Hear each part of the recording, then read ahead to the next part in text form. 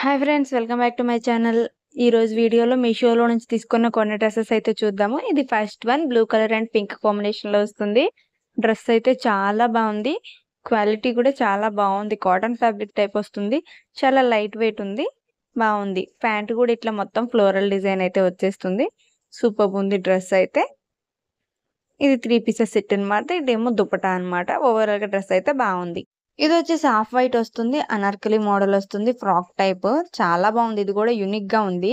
ఇలా బటన్స్ రావడం వల్ల ఫీడింగ్ వేర్ గా కూడా యూజ్ చేయొచ్చు. ఈ డ్రెస్ కూడా చాలా బాగుంది.